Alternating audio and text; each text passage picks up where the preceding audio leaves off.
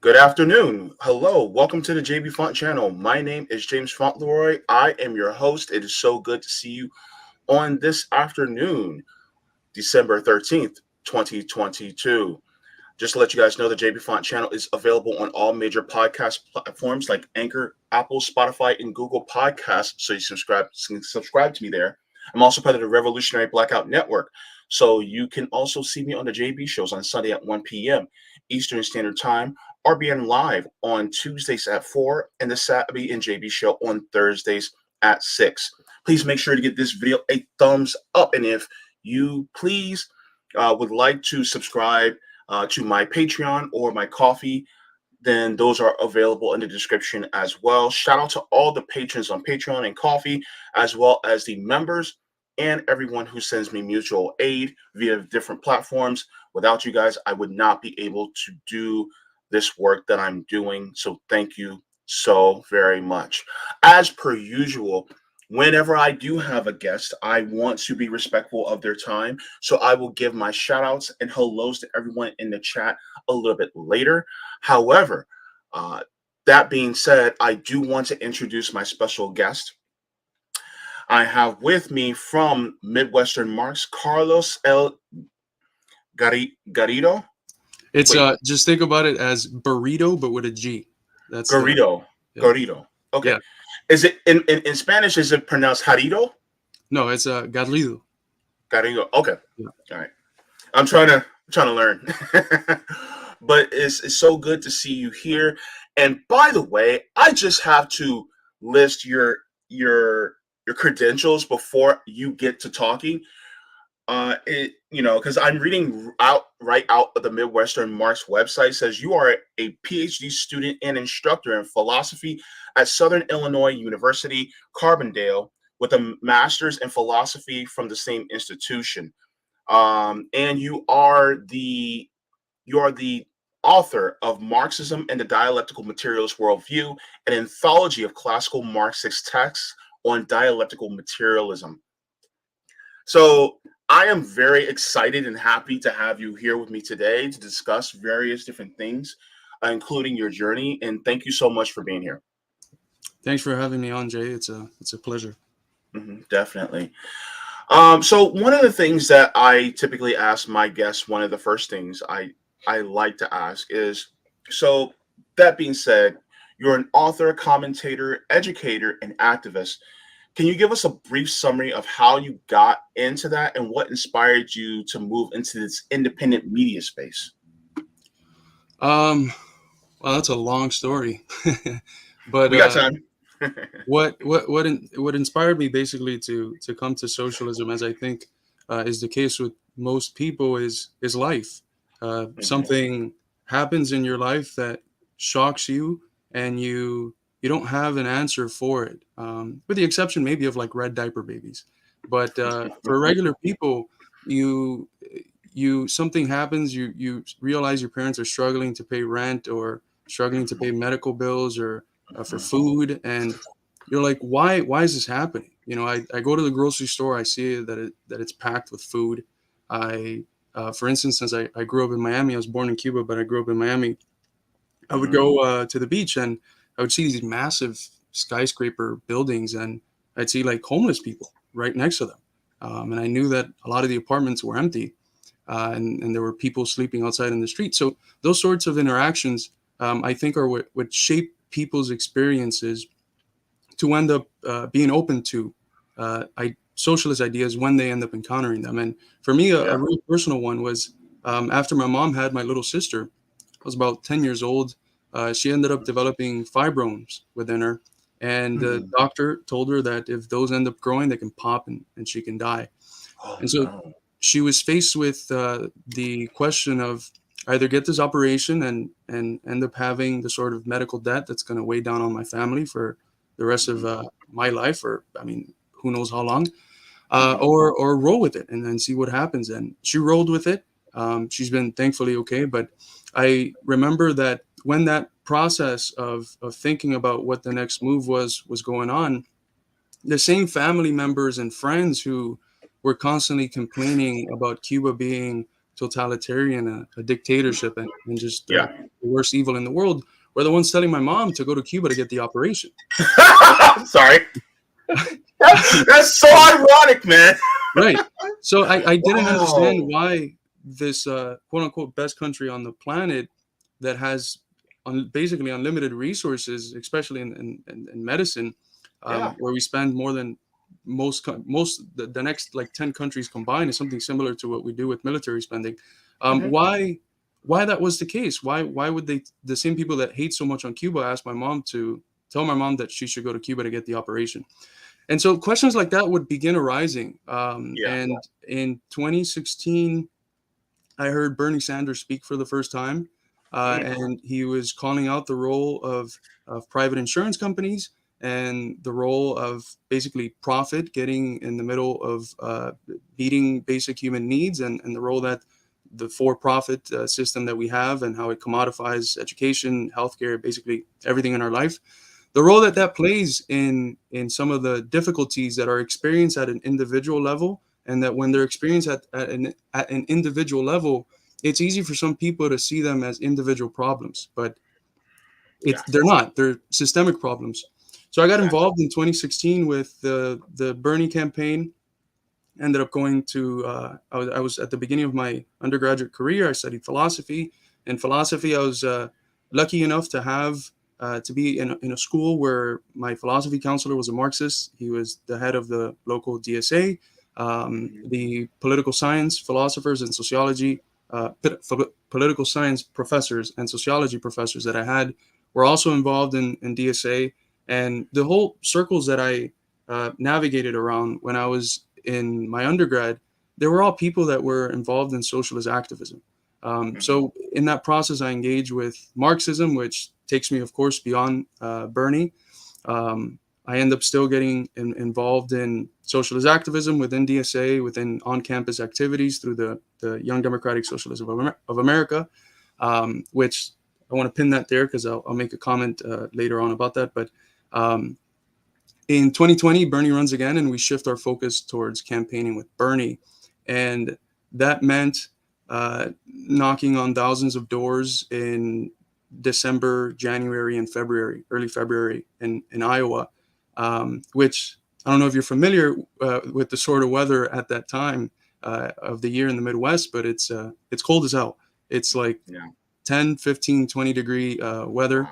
Yeah. But we were going around knocking doors, talking to students, to working class people. And it was in that process where I started to see some of the flaws of the dominant left, which was Mhm. tied both to the Bernie movement and to the Democratic Socialists of America. In Mhm. 2019, I had gone to the Socialism Conference in Chicago. And one of the things that happened there really disillusioned me, which was that there was speakers. This was an event that was hosted by Haymarket Books, by DSA, Jacobin, and all the main socialist outlets. There were speakers there that were calling Cuba, Nicaragua, China, Venezuela dictatorships, and not in the way that like us Marxists or Marxist Leninists call use the word dictatorships, like a dictatorship of the working class. They Yeah. were calling them, authoritarian and all these buzzwords that are used to get people to reject certain socialist experiments. And then we Wow. saw a week after, Ben Norton and Max Blumenthal published an article showing that those speakers were funded by the NED, the National Endowment for Democracy, and by USAID. So they were funded basically by two of the modern arms of the State Department that are used to promote regime change. And so after we experienced that, we changed the YDSA into just like a labor club.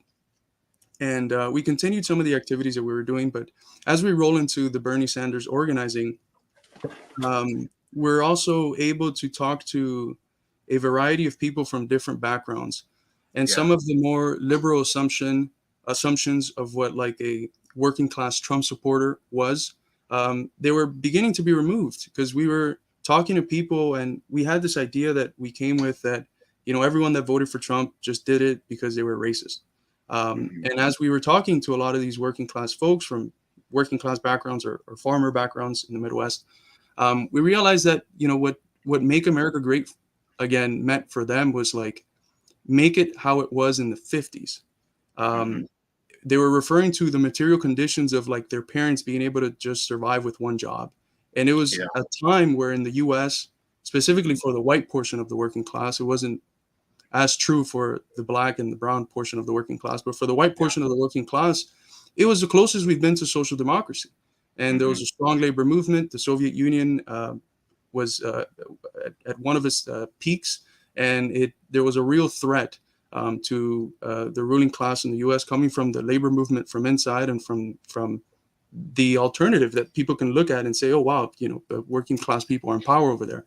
Mm-hmm. So there was a decent standard of living, and that's what they were referring to.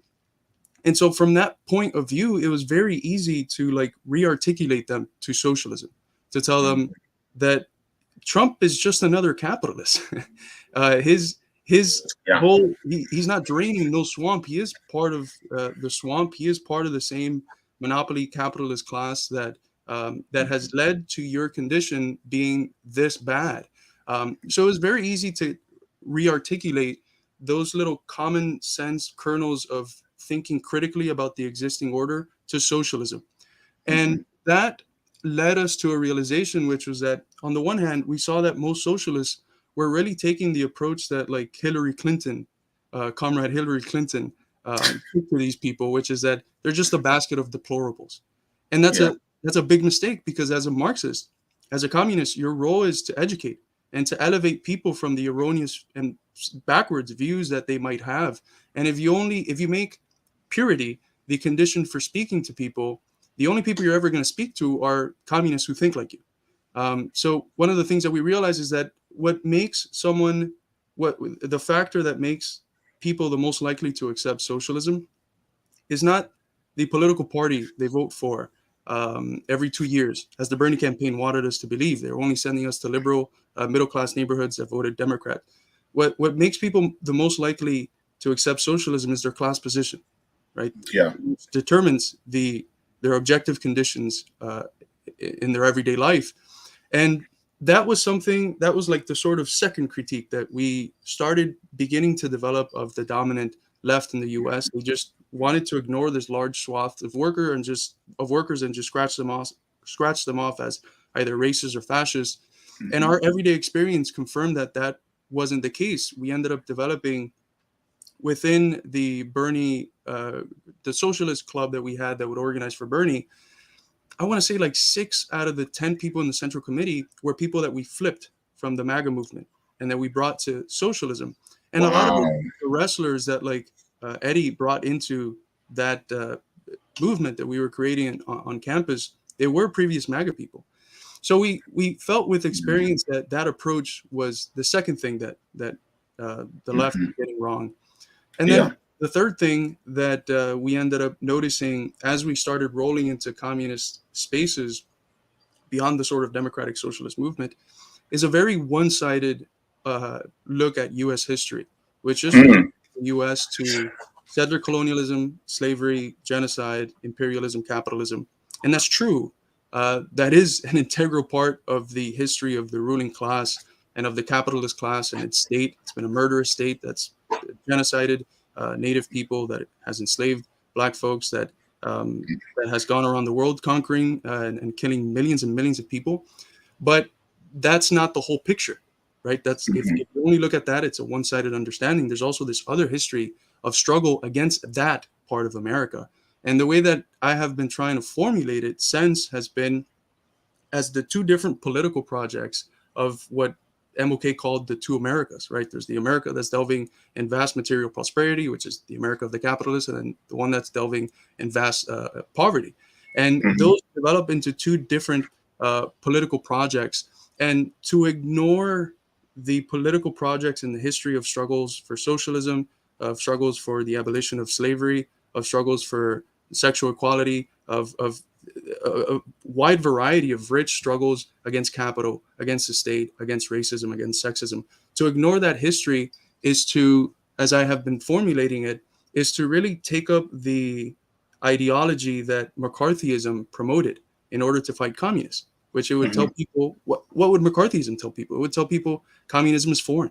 Socialism is foreign. It has nothing to do with the American people. The American Mhm. people are on one side, communism is on the other, and there's this unbridgeable gulf between the two. Mhm. And that's completely wrong. And the whole communist movement at the time, what they were trying to show is that no, we have this very rich history of millions and millions of Americans fighting for socialism. And I saw a portion of the communist left accepting that narrative. And I considered that to be a mistake. And the third sort of theme that leads us to found our institute is the idea that we have to recapture this positive history of struggle in the US because it Mhm. serves as the historical legs for the movement today. Mhm. And so those are the three major things that led us to fund our project, which are tied to the critiques of the dominant left that we saw. They Mhm. weren't anti-imperialist, right? They excluded a segment of the working class because they made the the enlightened values that they hold the precondition for talking to working class people. Mhm. And they had a very uncommon understanding of U.S. history from the standpoint of what the communist movement has held. The communist Mhm. movement has always held that that we have a rich history of socialist struggle that Mhm.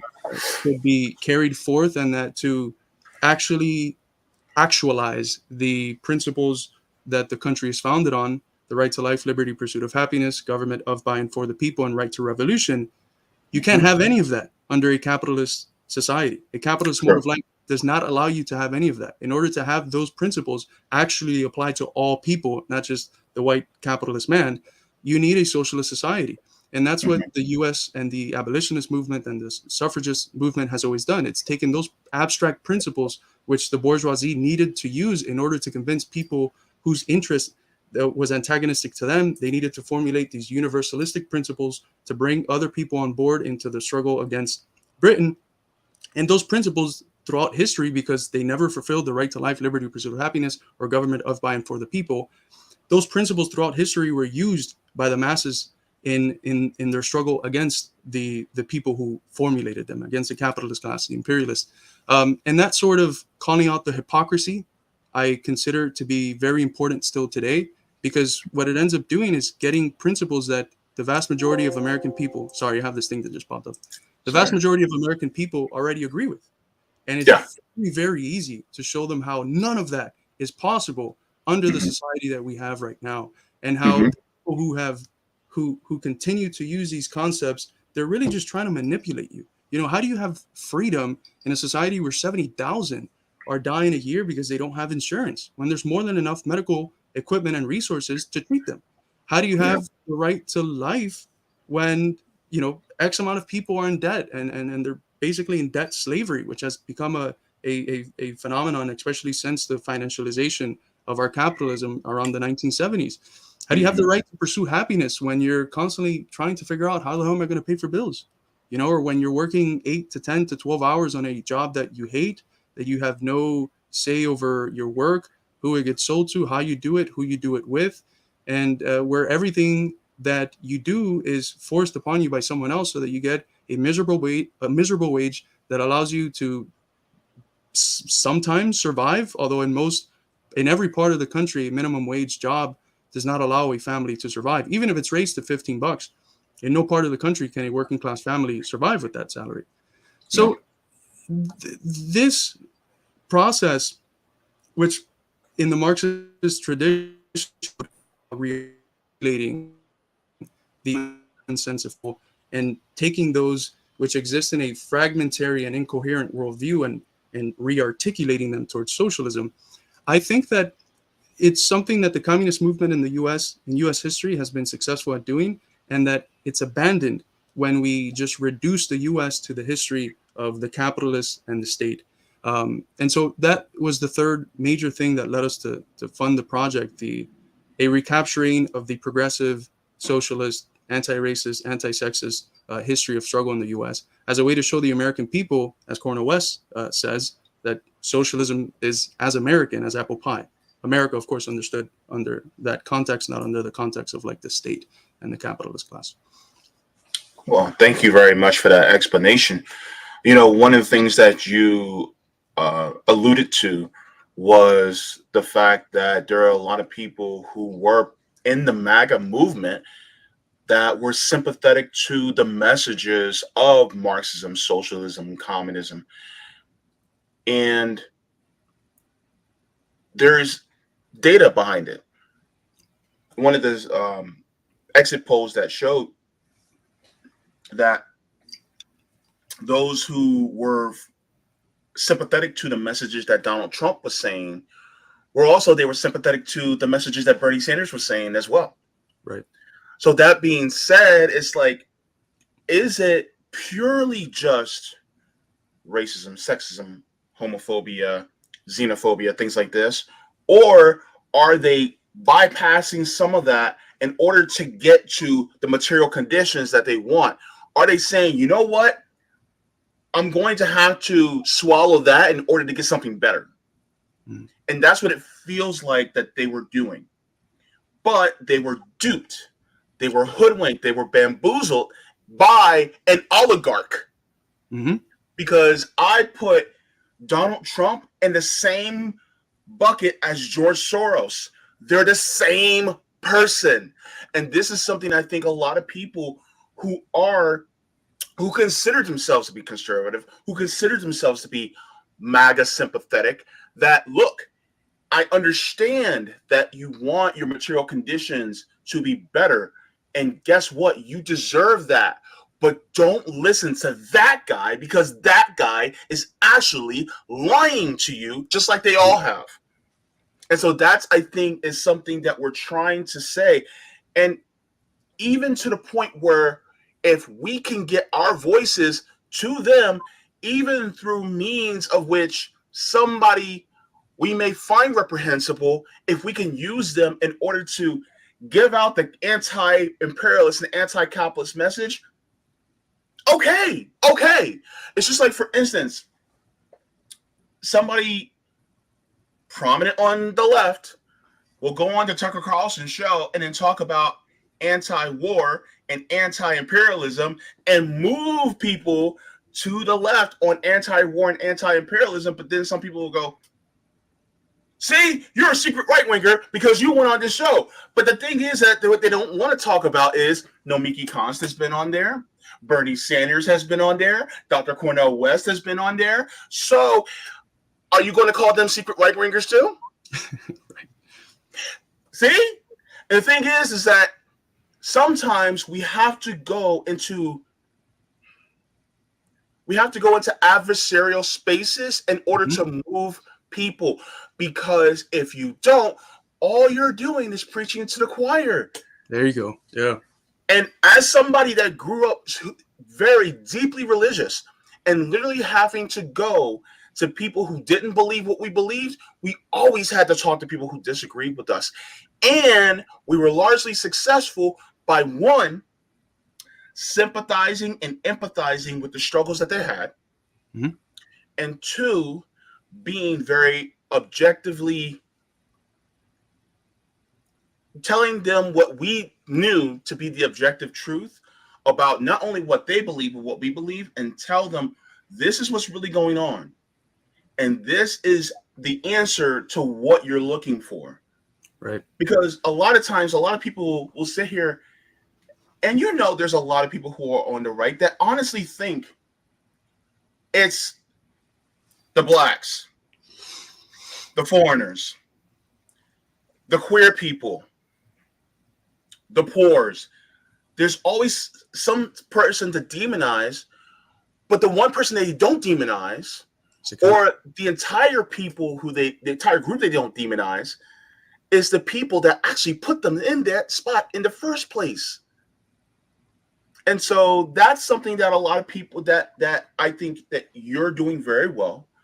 And that somebody like what I'm trying to do as well is to try to let people know, look, the people who you look up to on these ivory towers are actually the people that are repressing you the most. And those are the ones who you need to stop listening to.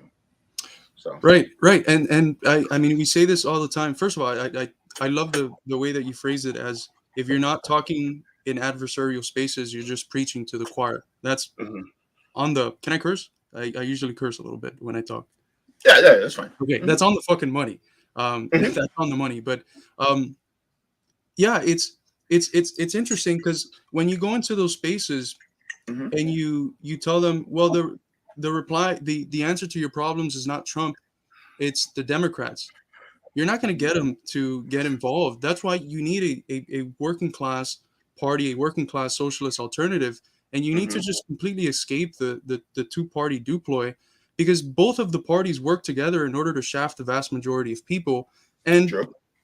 that phenomenon that you're talking about, people love to reduce it to just being identity politics. And one of the things we frequently say is that it's not identity politics. It's class Mm-mm. politics from above. It's class politics from the class of people that Yes. benefit from phrasing the stuff they're doing as identity politics and not class politics. Insofar as Hmm. they keep poor white people fighting with other people that have materially the same condition as them, they Hmm. continue to get away with what they're doing, which is shafting everyone around the world too, not just in the U.S., around the world. Um, Hmm. so yeah, these ideas are basically at the core of why we founded our institute, and we tried to do something that, in terms of form, is itself um, str- new or relatively new, which is that we were open to engaging with certain forms of media that hadn't been done before. Like when we started in part, we had our website, we had our YouTube, but Eddie also started with TikTok videos. And I was like, what are you doing? It's like a dancing app. We're talking 3 years ago now, right? So Hmm. the atmosphere has changed, but it was a dancing app at the time for like teenagers. And he's doing like Marxist theory videos and political analysis video, and he's getting Yeah. hundreds of thousands of views that are just being ciphered into the project and into the website, into the YouTube, into the other forms of social media.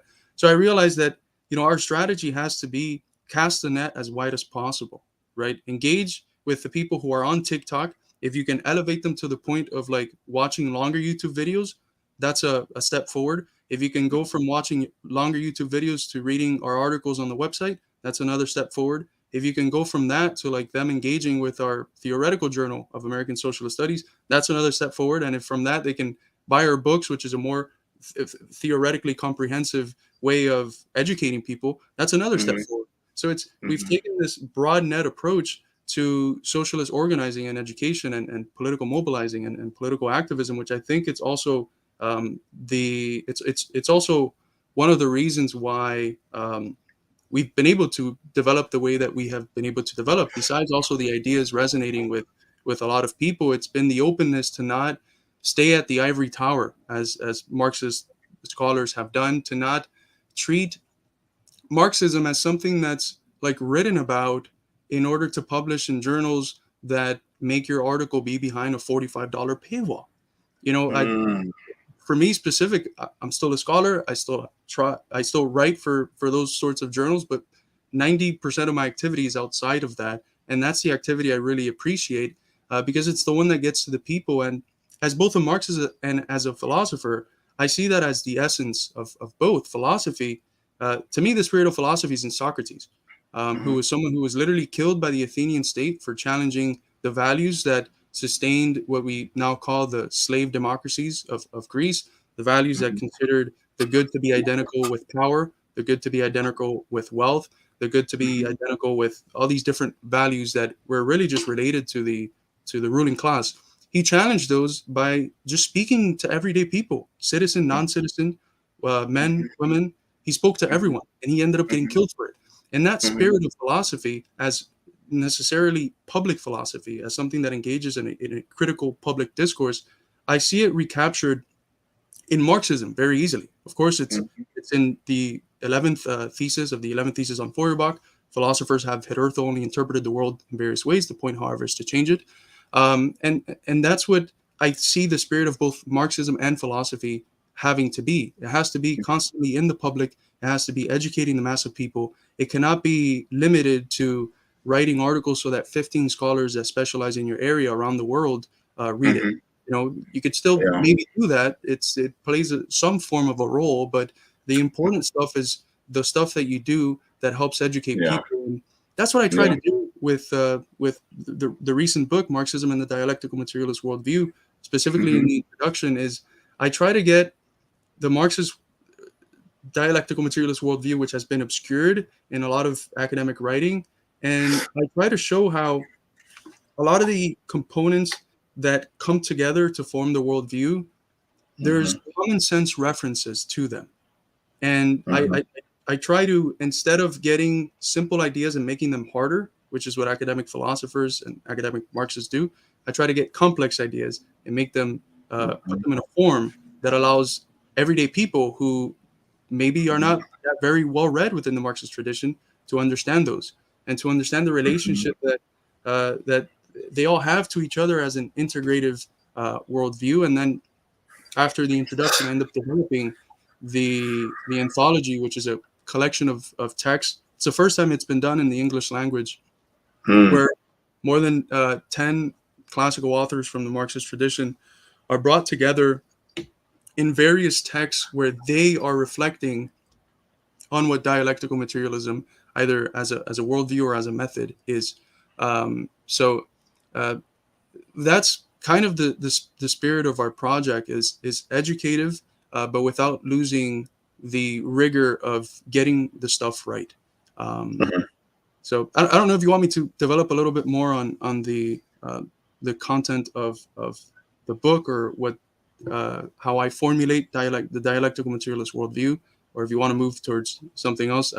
I'd let you know before we started that I am a windbag, so be Yeah, careful. yeah. I have any routines. So I'm not the brightest bulb in the pack. With that being said, sometimes the things that we may say from a layman's perspective may glaze over some Mm, people's heads. So one of the things that I find is when we speak in a plain way. One of the things I like to tell people, and I think this is really good because you guys are also on TikTok, so you explain this also in a very layman's term of way for people to understand is, and I like to tell people this is, it's not your fault you're poor. mhm, Especially, no, it's not your fault that you're homeless. It's not your fault that you are struggling to pay rent. It's not your fault that you don't have health care. It is not your fault. And I try to tell them that in a relative way because even still, you have to realize that you have the power to change it. It's just, it needs to be done collectively. right. With that being said, when it comes to, for instance, things like dialectical materialism, things like that, what would that mean? What does that mean for people so that they can understand from a layman's term? Because some of us may understand, but some people would say, how does dialectical materialism, how does that translate to my rent being paid? How does that Mm. translate to me being able to get to and from work? How does that translate to me having higher wages and healthcare? Like, it's like, where is that needle threaded at, so to speak? So if you can kind of expound on that just a little bit. Right. I think that is the question that we have to be tackling, because the objective conditions, I think, are there. And in Marxism, we have this distinction between objective and subjective conditions. The Mm-hmm. objective conditions arise in moments of crisis, and they basically relate to how messed up are things for everyday people. Mm-hmm. Are they willing to continue living in the way that they're living, and is the ruling class even willing to continue ruling in the way that they're ruling? I have Mm-hmm. argued in various presentations and in papers that the objective conditions are there. Um, People are very dissatisfied with the system, the conditions. When you look at uh, their everyday life, they're experiencing what I've called a comprehensive crisis. It's not just Mm-hmm. material; it's spiritual, right? If you Mm-hmm. look at the number of people that have depression and anxiety, the opioid Mm-hmm. crisis, the levels of crime, those are all social ills that are a result of capitalism, right? So it's Yeah. a very comprehensive crisis. The ruling Mm-hmm. class is also not able to rule in the old way, because ruling for the U.S., which is an empire that has 900 bases around the world, is Mm-hmm. it's fundamentally, you can't divide like foreign policy from national. domestic policy. And the Mm-hmm. U.S. is not able to do abroad what it used to be able to do after the Soviet Union was overthrown, where it didn't have a challenge from anywhere in the world, where it was just able to do at will what it wanted to do around the world, super exploit people and extract resources from wherever it wanted to do so. Mm-hmm. It can't do that anymore. Yeah. We're seeing a multipolar, a pluripolar, I think it's more correct, a pluripolar world emerging, and that's preventing the U.S. from winning some of its proxy wars. It's preventing it from being as successful as it could have been in its regime change efforts. So in terms of the objective conditions, I see that all the factors are there. So what's missing? Well, it's the subjective conditions, the subjective factor. People can understand that things are fucked up. The ruling class can understand that in order to sustain things as they are, they need to change them. But the ruling order is, as Lenin said, never going to fall unless it is toppled. And Mm-hmm. for it to be toppled, you need people who are conscious of the systemic character of Mm-hmm. the stuff that they experience on an everyday life, and who are Mm-hmm. organized, and Yeah. who are organized in such a way so as to be able to tackle the fundamental core of the problem, which is the system. And so Mm-hmm. I that's the subjective factor, and that's where dialectical materialism needs to come in. Mm-hmm. That's how we end up educating people to see the world in a comprehensive manner, in a holistic manner, in a manner that sees the parts not as separated from one another, but as interconnected and in Mm-hmm. constant movement. And Mm-hmm. that is itself the most appropriate way to understand the world concretely. If you want to Mm-hmm. understand the world correctly, you need the dialectical materialist worldview. And let me give you just an example, Okay. a common sense example. Would you consider that a boxing judge who gets to the fight on the 12th round, would they be able to judge the fight correctly? No, they would have to be there from round one. Right, because they need to see each round in connection to all the other rounds in order to then see the whole fight as something holistic. And they Mm-hmm. need to see how the first round develops into the second one and into the third, and only then can they make an assessment about the whole fight, right? Because they Okay. need to see the development of the rounds, the interconnection that each has to the other, the interconnection that each has to the whole, and the meaning that the whole fight gives to each round in a reciprocal fashion, right? Mm-hmm. That's dialectical materialism. That's what the dialectical materialist view tells you to do. It tells you nothing is static, everything is in constant motion, everything is in a constant interconnected state to everything else. The whole Mm-hmm. reciprocally gives meanings to the parts which compose itself the whole. And the way to understand this thing is through a what's called the dialectical method of ascension from the abstract to concrete. So So this sounds just like, in a nutshell, a historical domino effect. there's a historical character in it, right? When we think Yeah. about things historically, we're thinking about them in process, right? Yeah. Um, but it's also it's also about thinking about things in their interconnection, how they're Yeah. related to one another. Of course. It's about thinking. The deeper you get into it, the laws that structure the change that and the interconnections which you see, and then in our tradition, it's usually formulated as three abstract laws: the unity and struggle of opposites, which holds that no thing or process is a homogeneous entity. It is always heterogeneous. It is composed of opposing things that are in a constant struggle, and that struggle, that contradiction, is what propels movement. Uh, Mm-hmm. it's got also the law of the transition from quantity into quality. Things can be changing little by little, and then at some point, boom, there's a break and something big happens, right? And Mm-hmm. that the break happens at what we call a nodal point. Water it goes from 70 degrees, and it goes 1 degree down and 1 degree down and 1 degree down, and then it gets to, I believe it's 30. And once it hits 30, it turns into ice.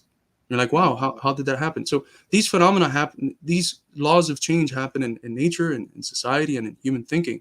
The other one is the negation of the negation, which holds that when these changes happen, it's not like the old just completely disappears. It gets absorbed into the new. And in German, the word is that's used is Aufhebung, which, if you asked two different German people, one might tell you that it means canceling something out. The other one tells you that it means preserving it. And what it means in the dialectical tradition is both of those. It's that contradiction, which is that when something new comes about, it is a process of both canceling the old and taking a part of it and elevating it into the new. So these laws of change, which the first one, the contradiction one, is then concretized even further by Mao, who depicts what he calls the particularities of contradictions. And those are categories that maybe we can get to them later on. But these Mhm. laws of change are important to remember as we analyze the world. For instance, we started talking about, you asked me about the what led me to socialism and what led us to starting the institute. And I developed three different flaws. And I had mentioned before we came into the show that I've been developing this concept of the purity fetish as a way of thinking with one concept about all of these flaws. Well, let's look at what's going on when when the Marxists in the West, the socialists or the left, reject socialist experiments abroad. What are they Mhm. doing? They're looking at those socialist experiments and they're saying, well, China hasn't abolished the commodity form. They haven't abolished classes. They don't measure up to my pure idea of what socialism is. And because Okay. they don't measure up to that pure idea, I reject it. Mhm. The same thing with the approach to that part of the working class that supports Trump, which is not a massive part. It's not a big part. It's the same as previous Republican candidates. Just about 30% of Trump support is working class. But that part of the working class, it's not pure enough for me to go and organize, right? And so Mhm. since it's not pure enough, I don't go and organize. The same thing with U.S. history. It's not pure enough, and therefore I reduce it to one thing and I reject it. Mhm. That is what I've been calling the purity fetish, and that is the epitome of an outlook which is completely missing dialectical materialism. And this Mhm. purity fetish, in the way that it manifests itself in each of those conditions, presents a fetter, it presents a limitation, a block, a barrier towards organizing for socialism and developing that subjective factor.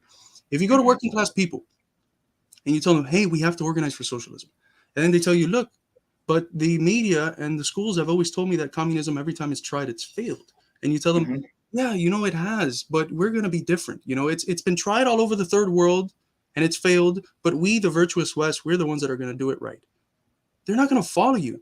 Yeah, they have to be as stupid as you to think that if something's been tried for 150 years and it's always failed, that now it's going to work. What's going to make it work, right? So it's not just that they're wrong about history because they don't have the dialectical materialist outlook, but that being wrong prevents them from organizing for socialism, because it's very different when you approach working people and they tell you, hey, but they've told me this about socialism, and then you debunk what they have been propagandized to believe their whole life. And then you show them, no, no, no, let's look at the successes of the Soviet Union, of China, let's look at the successes of Cuba, and of every socialist experiment, which has done tremendous things for its working Mhm. class people and for its Mhm. masses, Mhm. even while under the boot of hybrid warfare from the most formidable of empires, namely the Mhm. US and NATO, and Yeah. sanctions. So Mhm. that's one area, right? We Mhm. recognize that you can be more successful in organizing working people if you show them the success of socialism and if you Mhm. debunk the propaganda that they have been led to believe. Let's Mhm. look at another area. If you don't Okay. organize the Trump part of the working class, you're dismissing millions of Americans who would have potentially supported socialism. Yeah. It's true. How can you achieve socialism if you're, before doing anything, already saying, nah, nah, nah, I don't want to organize these people, Mhm. right? That's again another area where the purity fetish, Yeah. it's not just wrong, it prevents socialist organizing. And the last one, US history. If you accept the Mhm. narrative that communism is something foreign, that has Mhm. nothing to do with the US, what working class person is going to listen to you? Especially in certain parts of the country where they're attached to, certain US traditions. So if you tell them, no, no, no, we have a very rich history of struggles for socialism here in the US, Mhm. and that this history, Bernie Sanders didn't come out of a void. We have a Mhm. history that uh, the president that you like the most, which poll after poll is usually FDR. Mhm. Why did FDR do the things he did? It's because there was a communist party with 1 million card carrying members. There was a strong socialist party, a very strong labor movement, and there was a Soviet Union around whom he was in good relationships with. So the best things that the things that working class people in the U.S. appreciate the most, it's been a result of socialists. Mhm. So how are you going to tell me that we don't have a tradition of struggles for socialism? So again, Yeah. these narratives, these attacks on the different ways the purity fetish manifests itself, not only get you at truth, you engage with truth when you do it, but you also remove the barrier that that falsity presents in organizing working people. So Hmm. back to your key question, how does this help you in organizing people who are trying to deal with the difficulties that they have in their life? Well, first, because you have to let them know that they're systematic in character. It's not, as you perfectly said, it's not them. And the bourgeois media wants them to think it's just them. It's they're the failures. Pull yourself up by your bootstraps. It's not them. It's the system, right? Yeah. But when you get there, you need to analyze. You need to be able to first formulate what the system is, which requires this Hmm. dialectical materialist analysis. It's what Marx does in Capital. And Hmm. you need to debunk the myths that they have been fed to believe about socialism by the media, the schools, and basically Hmm. everything, right? The families and everything. And you do Yeah. that by attacking the flaws that the current left has, which Got prevent it. it from getting to working people. That's, Got it. I think, how the dialectical materialist worldview should be used today. It shouldn't stay in books. If it stays in Hmm. books, we're not doing shit.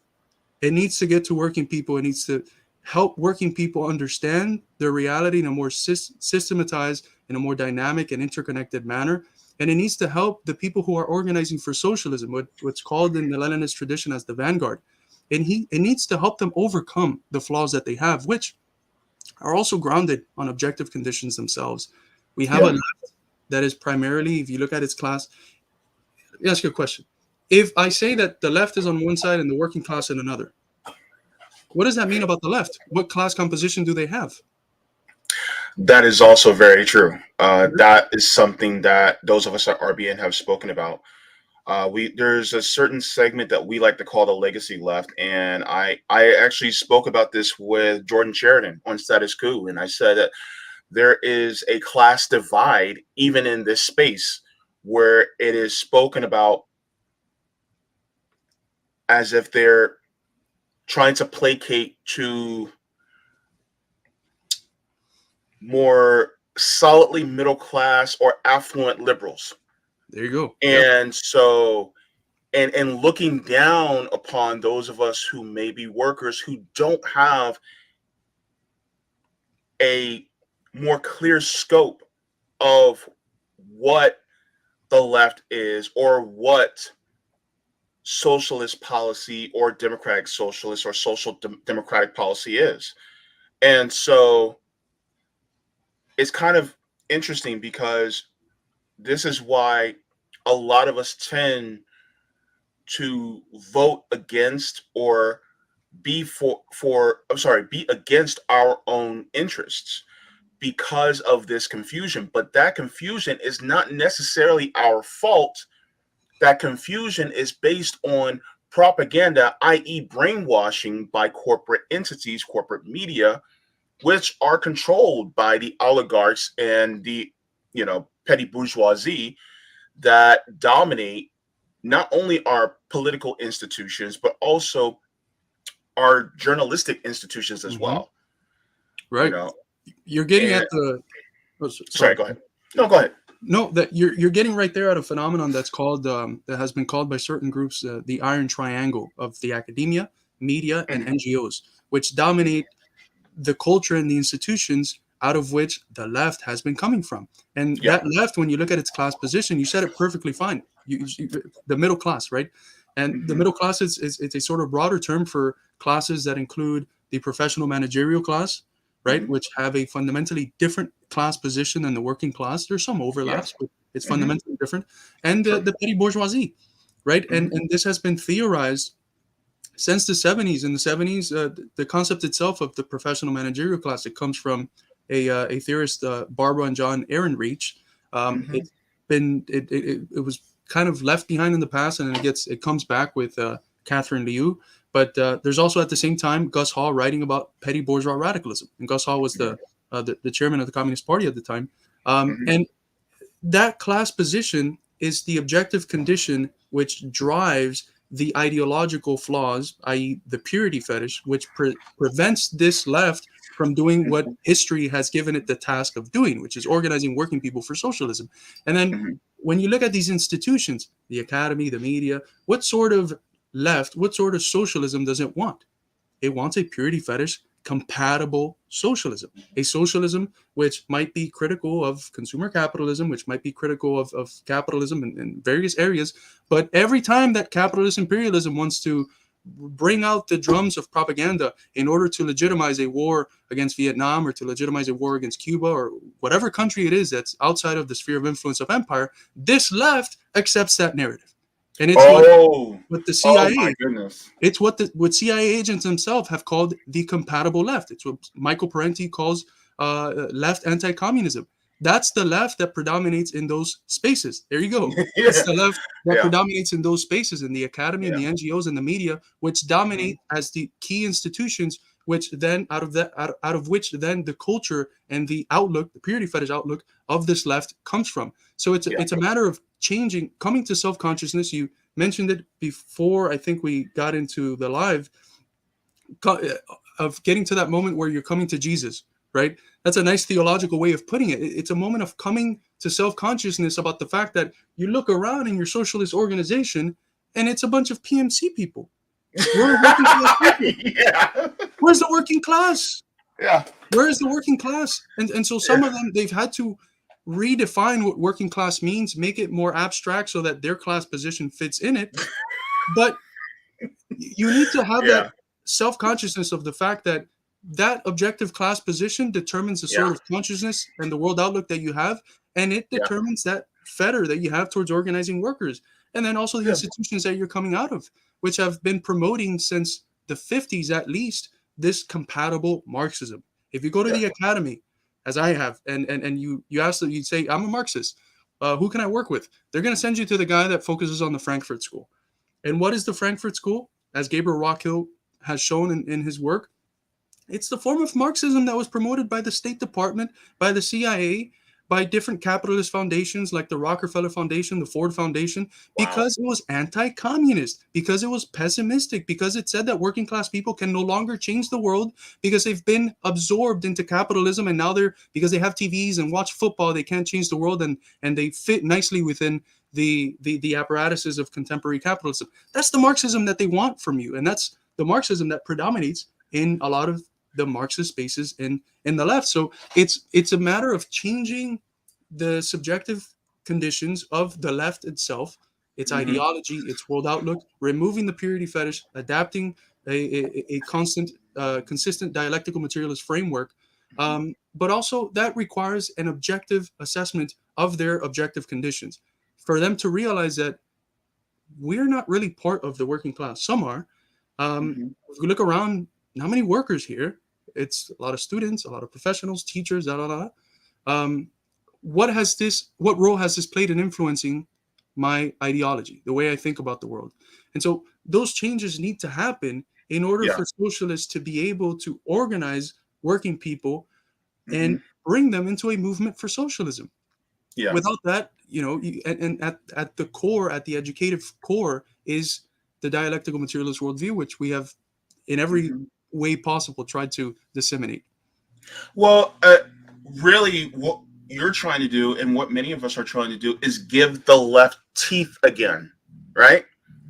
We're trying to put the claws back on, because without the actual workers, because as we know, one of the definitions of socialism is workers owning and controlling the means of production. Emphasis on the word workers. If you don't have people who are at the very bottom of the totem pole, like the people who clean the bathrooms, the custodians, like the people who make your coffee, like the people who serve you your Egg McMuffin, if they do not have this knowledge and this power, then guess what? You don't have shit. Because there are so many more of them than there are of the intellectuals or the academics within this space. And we need all of us to come together. And one of the things I was thinking about, and I had this as a recent reading in Parenti's book, Dirty Truths. I'm not sure if you're familiar with this book, but it's a really good read. I'm still reading it on my channel. But there's 4 different consciousness that he actually speaks about. And if you don't mind, if I can read this really quick. Okay. So this is out of his chapter 4, and part one is it's called chapter 4 is called political theory and consciousness, and it talks about a false consciousness. And he talks about the pre-sentence says, in fact, no overt conflict exists between rulers and ruled. This may be because of no one or more of the following reasons. One, conscious satisfaction. Citizens are content with things because their interests are being served. Then he goes to the next one. Apathy and lack of perception. People are indifferent to political matters, preoccupied with other things. They do not see the link between issues of the polity and their own well-being. 3 is discouragement and fear. People are dissatisfied, and I see this a lot. People are dissatisfied but acquiesce reluctantly because they do not see the possibility of change, or they fear that change will only make things worse, or they fear the repression that will be delivered upon them if they become active. I think we're in that right now. And then we're also in false consciousness. People accept the status quo out of a lack of awareness that viable alternatives, like what we're trying to do, exist, and out of ignorance as to how their rulers are violating their professed interests, or out of ignorance of how they themselves are being harmed by what they think are their interests. Mm-hmm. So it's like these 4 different things. And from what I see, especially as number one, I am not college educated, never stepped foot in a college except for to do a tour when I was in high school. And I am living in poverty, literally as we speak. And so because of that, I see with my eye all the people, all my contemporaries around me, that especially in the final 2, with the discouragement and fear and false consciousness, we have this all up and through this bitch, so to speak. So the thing is that from what I see is the education work, and for especially when you were referring to the dialectical materialism, and letting people know, number one, you have more power than you realize. Number 2, you actually have the power to change your world. It's just we have to do it collectively. I think that's one of the key things that we have to do, especially in order to truly not only grow the U.S. left, but to strengthen it as well. Absolutely, yeah. It's a variety of reactions to the everyday pain that people feel. Yeah. In the maybe I shouldn't reference this, but it's one of them is nihilism, as Parenti noted. Another one is skepticism and acquiescing to the way things are, or this idea that it kind of reminds me of an argument for God that the medieval philosopher Leibniz, no, not medieval, the modern philosopher Leibniz would give, was that when people would ask, well, why are things so messed up? If there's a God, he would say, well, it's messed up, but it's the best of all possible worlds. And that last point that you gave from Parenti, that relates to how people do not think that there could be something beyond what they currently have that's better. It reminds me of that. And again, if the left continues to think, as it does, most of them, that socialism has always failed, that socialism has always ended in a tremendous failure, if it continues to accept the propaganda that it's been fed from the capitalist ruling class at home, it's not going to be able to point to people and say, look, there's not only an alternative that's possible in my head, it's realizable. Look at these examples. Look at how working people's lives have been improved by socialism. So it's a variety of reactions. And, I think that the first thing that I notice, I teach in a school that's in the poorest city in Illinois. So all of my students are poor as hell, and diverse type of poor: white poor, black poor, brown poor. And the first thing that's like, aha, is once you historicize their everyday condition, once you tell them, look, capitalism has not been here always. Class society is itself a new phenomenon in the very long history of human history. And capitalism it's relatively new. It's 200-300 years old. And do you think that it's going to be eternal? Don't you think that the slave owners of the South thought that slavery is going to be eternal, and the feudal lords, didn't they think that they're going to have their serfs forever? And in the antiquity form of slavery, didn't they think that they're going to have their form of slaves forever? No, these are historical societies that are constructed by human beings Yeah. that are going to change. If there's anything that's fucking certain, is change, and that this is going to True. change, and that if it's going to change, it's going to change with human beings, not through one individual alone, but coming True. together and changing society. And it's the vast majority of us that are getting screwed. Yeah. I know I criticize the PMC left, but they are themselves getting not exploited, but they're not benefited by the existing order. That's why they fall into positions of a certain form of socialism. The problem is that they can't be the heart of the organization. The heart has to be the working class, but you can include professionals, right? You can Yeah, include of course. the PMC and parts of the petty bourgeoisie into socialist organizations. They just can't be the heart of it, because then their class interest mishmashes with the actual interest of the working class. Well, Or if part of it, they have to be sort of class traders, like I am. I have everything. All objective forces are pulling me towards that sort of left, and it's a yeah, constant process of saying no, no, no. I'm not going to fall for the temptation of doing these little things that you want me to do. of course. Well, one of the things that you're referring to is something that I said, and I said this in a different way, is that this movement needs to be led by the most disenfranchised people within our society.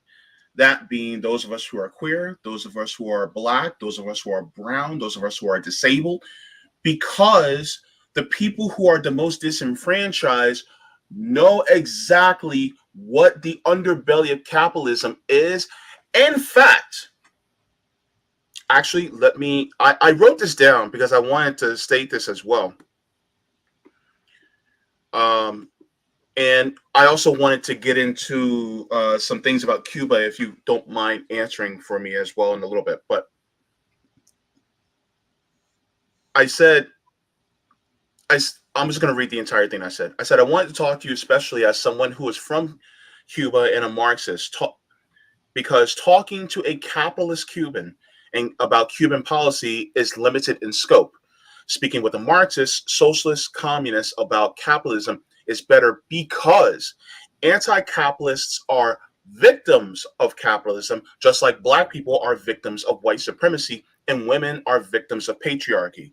When you're the victim, you have insights on the dark underbelly of the system you're repressed under.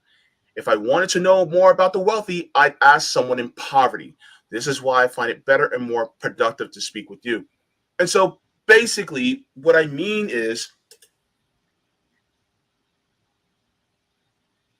when it comes to the ones who lead the movement the most, you have to speak with the veterans who have seen the worst of it all. We're not going to put a general in the head of the army that's somebody that's never seen any action. We're going to put the people who saw the most action, that know what to expect, at the front. We're going to put them in the leadership position, because they are the ones that have seen the most action, that have endured the most action, that have been able to maneuver through the perils of this class war. And so that's one of the reasons why I think that what you said kind of meshes well with what I think as well, as far as the most disenfranchised being the leaders of the movement, because we were the ones that were screwed over the most by capitalism. Right, right. And if you engage with the early works of Marx, one of the reasons why he comes to postulate the proletariat as the universal emancipatory class is because Mm-hmm. within it, all the oppression is accumulated well beyond any other particular class in that time in the development of capitalism.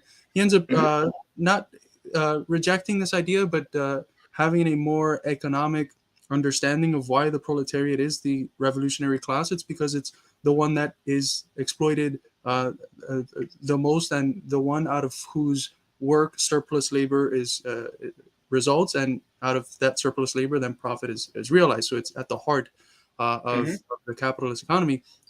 But I think you're absolutely right that the way we think about like the leadership role in the Marxist-Leninist tradition is as a vanguard, right? Which means the most advanced, consciously advanced detachment of the working class. And detachment has been the word used. I don't think it's the best word because what comes to mind is like a break with the working class. But it's what it really means is the people within the working class who are most conscious about the systematic character of how everyone else within their class is getting screwed. Um, Yeah. so those are the people that end up occupying leadership positions because those are the ones that can bring others into that position. They're the ones Yeah. that can elevate through education, and then the ones that they elevate can then elevate the ones that are a little bit more backwards. And that process of a constant elevation of consciousness and of everyday life, of ethics, and of your passions and your feelings is a process that's integral to the struggle for socialism. As far as Cuba, that's a very good point, because the Cubans in Miami or the ones in Tampa or the few that still are in New York, there's less and less, but those Cubans have the loudest microphone. Those are the ones that are portrayed by our media. It's different around the world, but by our media, they're the ones that are portrayed as the Cubans. The opinion that they hold are the opinions that Cubans hold, and it I'm couldn't in be Orlando, so yeah, I know. Yeah. it couldn't be any farther from the truth, and the rest of the world knows this. And in this issue, in particular, the issue of Cuba, it's very interesting because it almost seems to be a uniquely American blindness, because the rest of the Mm. world for the last 30 years in a row has voted in the United Nations General Assembly to lift the blockade on Cuba. The rest of the world, even like Canada, that's it's still a capitalist state that participates in imperialism. They do not have the same hatred that the U.S. state has for a country that 90 miles away from its south coast was able to develop socialism right under the nose of the empire. Um, so it's a unique position that we have as Americans. I don't think that most working class or poor Americans are really that involved in Cuban politics to the point of saying of being able to authoritatively speak about it. I remember one time when I was a kid. It was one of the few times that I'd ever gone to Disney. The lady that was getting us into the what's this movie? The one with the shark, Jaws, the Jaws ride. She was getting us into That was the universal. That's universal. Universal. Okay, yeah. Yeah. She was getting us into the Jaws ride, and she asked me where we were from, and we said Cuba, and she's like, "Oh, I've never heard of it." I was like, "What the hell are you talking about?" What? So, did you not hear of like the Cuban Missile Crisis or any? But the point is that I think most poor working class Americans don't give a shit about Cuba enough to fall for the propaganda that is coming from like the South Florida Cubans. But with that is the fact that the vast majority of Cubans in Cuba are very much pro-revolution. And if you look at the votes that they had to develop a new constitution, which just from our standpoint, we have a fucking constitution from 1776. It's a 250-year-old constitution. That's absurd. Yes. The Cubans just developed a recent constitution, and the way they did it was through people organizing locally, postulating things that they would like to see, and it took a long time, but there was thousands of meetings around the country and within parts of the Cuban diaspora, who then the people decided what was going to be on the Constitution, and then the people voted on that Constitution, and they voted 90-something% of them in the high 90s, which compared to U.S. elections, 30% of people vote locally, around 60. It got higher the last election, but around 60 usually is the amount of people that vote in national elections. In presidential elections, I mean. So 90-something% of the people voted for this constitution that they crafted, and 90-something% of them voted in favor of it, which is a constitution that expanded the Cuban revolutionary process. So that's where the consciousness of Cubans are at. Now, are there objectively difficult conditions in Cuba? Yeah. Primarily because of the blockade. The U.S. prevents Cuba, which is an island that's limited in resources because of its size, because of 200 years of colonialism that forced monocropping on Cuba, and that it quite literally destroyed 75% of its arable land. 75% of the little bit of land that it has cannot grow things successfully because of the monocropping that was imposed on them because of colonialism. So you have a country that's dependent on trade, and then you have a country that is 90 miles away from it, that's the biggest power humanity has seen, that is preventing that country from trading with anyone else in the world. What sort of conditions do you think you're going to find in Cuba? Of course, there's difficulties. There's lines, and there's certain things that are missing because the Cuban government just can't get it. Mhm. But no one starves in Cuba. No one starves in. What do you think would happen after for instance, the collapse of the Soviet Union, when 50 when the calorie intake of Cubans dropped by 50% because of the lack of food? What do you think would have happened had Cuba been a capitalist market economy? Who would have gotten the food? Well, the people who could pay for it. There would have been a fucking famine. People complain about this thing that Cuba gave, La Letra. It was a card that would ration food for everyone. And people complain about that, but that's the only way that they were able to ensure that no one starved. They were able to ration food so that everyone had enough to survive. And it's in different periods in Cuba's development, it's been the same thing. And it's the country that produces more doctors per capita than any other country in the world. The countries in second and third place are like still half of what Cuba does. It's a country where the teacher to student ratio in the classroom is the lowest. So the teachers are able to pay more attention to students than anywhere else in the world. It's Can I stop you right there for a second? That means a lot to me. Part of the reason why is because when I was in 10th grade, I was in my algebra class and I was failing. And math just wasn't my strong suit. It still isn't really. But the school saw that what I was going through, and they took me out of that algebra class and put me in a different math class. But the size of the class was about 12 students. mm, Very small number of classmates I had. And I went from getting D's and F's to getting A's in algebra because of the attentive nature that my teacher had, mhm, because she did not have to focus on that many students. right. So that being said, that alone, plus from what I heard, the literacy rate in Cuba is well over 90%. There's no illiteracy. While in the U.S., places like Cleveland, I've heard that up to 60% of people can't read past the fifth grade level. In Cuba, everyone still reads. Everyone is literate. Everyone is able to engage in philosophical discussions. That's one of the, if you look at the vloggers and stuff that go to Cuba, one of their biggest surprises is that you can walk down the street and talk to someone about Socrates. You can walk down the street and talk to someone about Marx. And it's insane. I mean, my family, my father, for instance, he studied law. He had nothing to do with philosophy, but in order to, the same way that we have certain BS general requirements in the U.S. in order to get your degree, Mhm. their general requirements are reading through the old Soviet manuals. At least it was at that time, and because of those engagement with the Soviet manuals on dialectical and historical materialism, or they were called Fundamentals of Marxism-Leninism. So it was a very comprehensive manual of Marxism. Today, me, who works on this very obscure German philosopher named Hegel and how his dialectic gets reincorporated into Marxism, I can talk to my dad about all of those things because of that education. So it's a different approach to learning, where learning is itself appreciated, and that's something that I'm teaching at the university level. And one of the hardest things is removing the feeling of learning as something that you do for something else.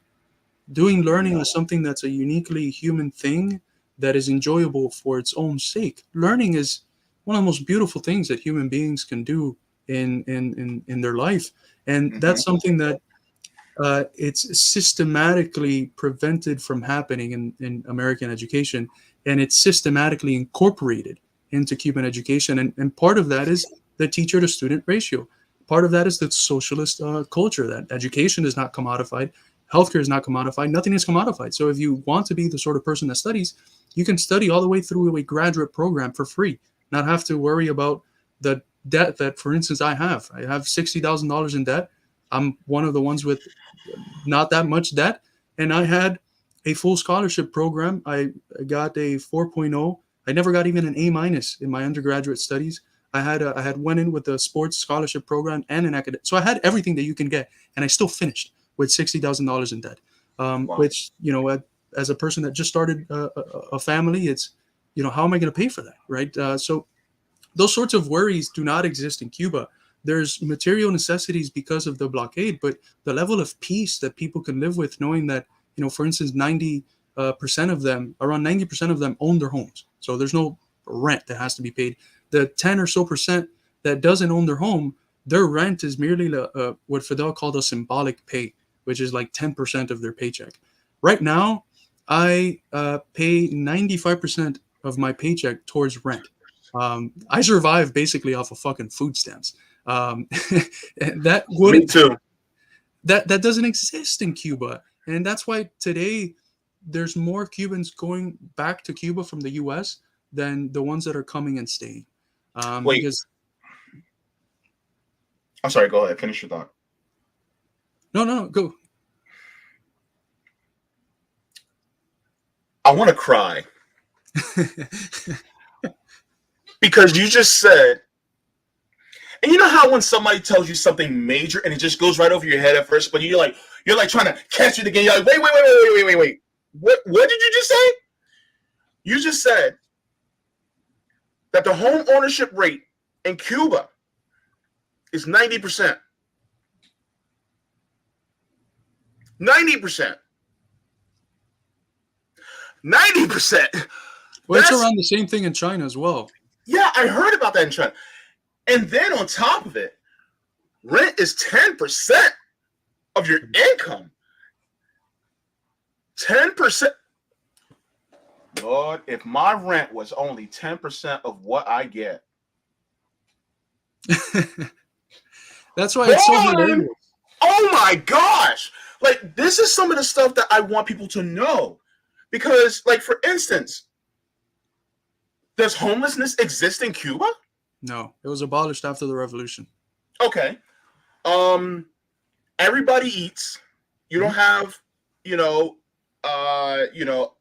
extreme poverty. And here's the crazy part. A lot of times people go, well, they're poor in Cuba, and it's like, relatively, and it's only because of what the United States and the West is doing to Cuba. Lift the sanctions on Cuba and see how far they can go. Oh, there during the Obama years, because of Pope Francis, he basically begged Obama to lift the blockade. He didn't fully lift it, but he lifted some of the more substantial parts of it. And Cuba, from 2014 to before when Trump got elected in 2016, where he brought everything back, Cuba had the highest GDP growth in the region. It was growing at an incredible, I think it was like 6%, and that growth, unlike how it takes place in the U.S., where it's just in a small amount of people who own capital, that growth was spread out across society. There was a bunch of new, Richard Wolff is someone that likes co-ops. There was a bunch of new cooperatives, cooperative enterprises that were arising. They were able to have, small private businesses, and they were able to loosen up because the stranglehold that the U.S. had on them was loosened up a little bit. So what Cuba has been able to accomplish, for instance, if I can pull up some statistics here, they abolished illiteracy. They're ranked first in the highest number of teachers per capita with the student rate, which I mentioned. Let's see.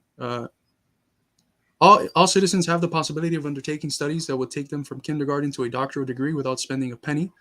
Infant mortality has been reduced from 60 per 1,000 live births, which was the rate before the revolution, to 6.5 every 1,000 live births, which is the lowest in the whole fucking hemisphere. Life expectancy before and after the revolution increased by 15 years. What? And again, these tendencies, you see them in Cuba, but you also see them in China. And you also see them in other socialist projects. It's socialism. It has the highest number of doctors per capita. It has, undeniably, it's reported over and over again by international assemblies. It has one of the best healthcare systems, if not the best healthcare system in the world. Social Yeah. Security covers 100% of the citizens. There's no commercials in Cuba. I just put out a statistic through our Twitter the other day. We spend Yeah. 4 fucking years looking at advertisement in the Yeah. US. There's no commercials in Cuba. In Cuba, instead of commercials, they have public service announcements that concern health, education, culture, physical education, sports, recreation, environmental protection.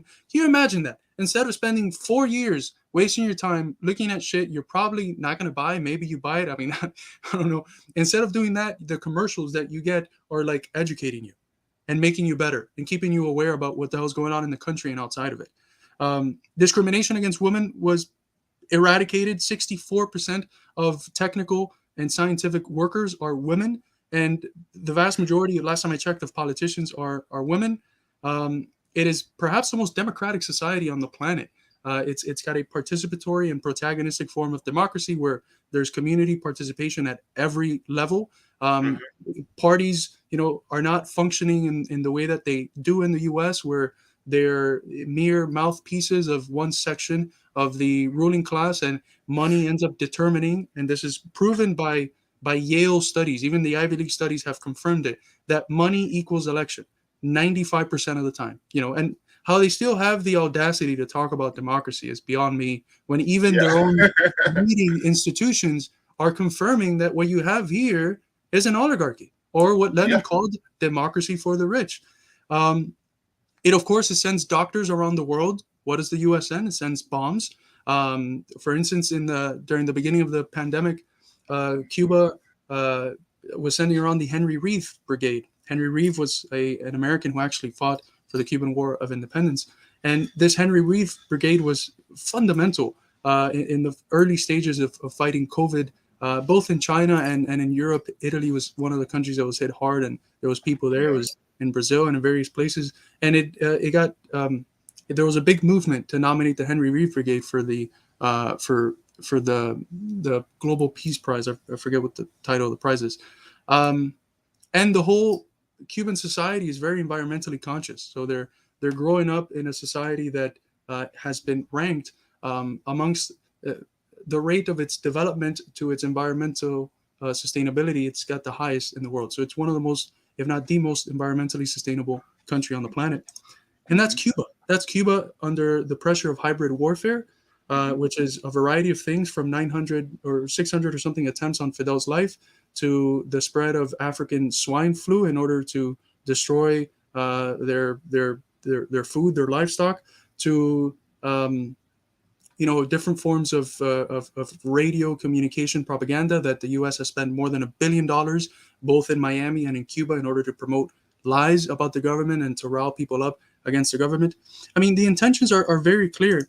There's this one person who has studied this. His name is Tracy Eden. He has found that between USAID and the NED, the two fronts of the CIA, more than $1 billion has been sent to these groups that are anti-Cuba, that are both in Miami and in Tampa and Cuba.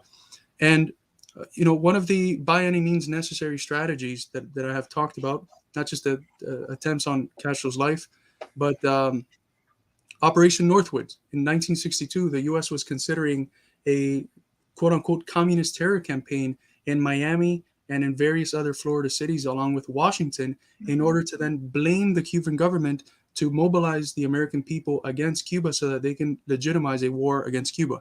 Let me repeat that. The U.S. wanted to bomb American cities with American citizens to blame it on Cuba in order to promote, to manufacture consent so that people can then support their waging of a warfare against Cuba.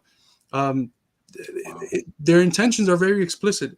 Lester Mallory, who was the Deputy Assistant Secretary of State for Inter-American Affairs, wrote in 1960, quote, "Every possible means should be undertaken promptly to weaken the economic life of Cuba. If such a policy blockade is adopted, it should be the result of a positive decision which would call forth a line of action which, while as adroit and inconspicuous as possible, makes the greatest inroads in denying money and supplies to Cuba, to decrease monetary and real wages, to bring about hunger, desperation, and the overthrow of government." So what do? They create the blockade to create objectively difficult conditions for Cubans. They spend billions of dollars into an opposition so that the objective objectively difficult conditions that they created are then fermented through the people that they funded in order to overthrow the Cuban government. And what have they been able to do in the last 60 years? Nothing. Nothing. They have failed. The greatest accomplishment that the Cuban Revolution has is that it even exists. That is itself a monumental David versus Goliath victory. Yeah, definitely. And one of the things that I also took note of, and this was recently this year, a couple months ago, in fact, was that the family codes in Cuba were recently voted on and passed. And as somebody that's queer, I'm telling you right now, to find out that Cuba is more socially progressive than the United States and has been for a long time, that blew my fucking mind. I was like, what? You mean to tell me that I can get with my boyfriend, go down to Cuba, get married, and we be a legally gay couple? And if I wanted to adopt, I can do it free and clear, easy? Like, what? Are you kidding me? And you got people telling me, oh, well, Cuba, you want to go to Cuba? I'm like, yes! Yes! If I could, look, I would jump on a Frontier Airlines where they have them damn plastic chairs on the plane just so I can fly my ass down there, get me some free healthcare, and be able to be who I truly am without having to worry about all this repression on me within Cuba. On top of that, as far as relations, because I know there's a lot of colorism within the Latino diaspora. That as far as Cuba goes, how do they address that? Because I know there's a lot of Afro-Cubans there as well, and there are really indigenous Cubans there. How does that? How did they really tackle that, or is it still in a process?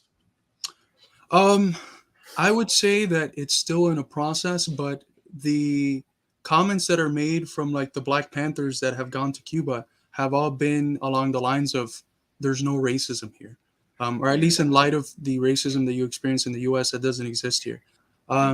It's still a process, though. I mean, it was 200-300 years of institutionalizing slavery and the ideology of racism that legitimizes slavery. So it's obviously going to take a long time, but I would say that Cuba is today the most progressive country on the planet in terms of social values, in terms of questions of sex and race and gender and all sorts of questions. That they are by far the most progressive. In terms of racism, it's also very much diverse. You talk. There has been a shift over the last few years within the ruling class in the U.S. Towards a way of presenting itself as more progressive by diversifying faces in high places and then calling that liberation. We've labeled that phenomenon under a term that I know the RBN folks don't like, which is Wokism. When we say Wokism, we're not referring to the thing that you guys are pointing out when you criticize Wokism. We criticize the people that criticize Wokism like that as well. We think that's a mistake. But we need a concept to think about this new phenomenon that capitalism developed. Tokenism, people have used woke washing. We have to, the concept, in terms of the concept, so like the thing that's going on, we both agree on that. The term is where people get, should we use this term? Should we use another term? Yeah, it's a perversion of the actual wokeism. Yeah. Right. The concept is the essence of the matter. And what the concept shows is a reality that there has the U.S. and both in terms of consumerist capitalism and in terms of imperialism, it's had to integrate the symbols, the slogans, the aura of the progressive struggles of oppressed and marginalized communities in order to diversify faces in high places and present that itself as liberation, which is not only not liberation for working people, but it's also not liberation for those oppressed and marginalized communities that they are tokenizing, as you correctly just said. So this has taken an indispensable role in the U.S.'s discourse to legitimize imperialism. And with Cuba, one of the things that they tried to do in the July and pre-July 2021.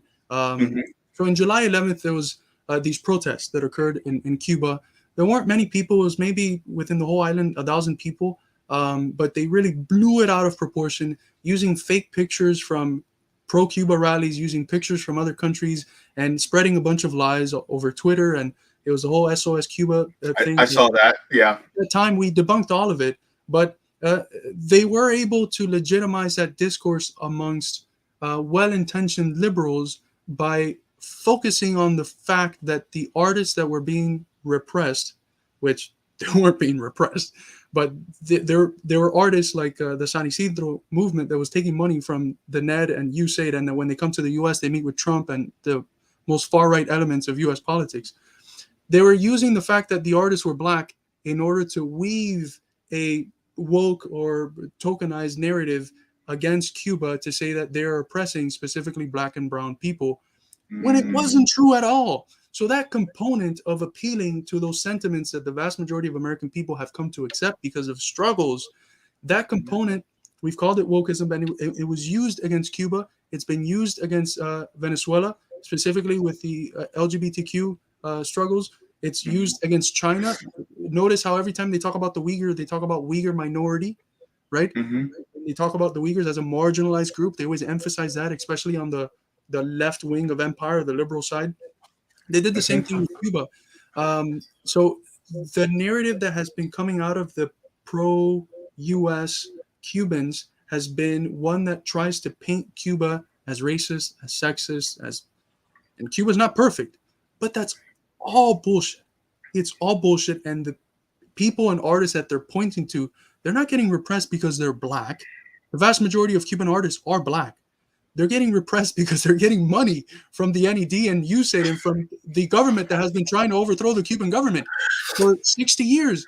The fact that, one, they're even alive is a miracle. Two, that they're not in jail is a miracle. They're just roaming around, and you want to talk to me about repression?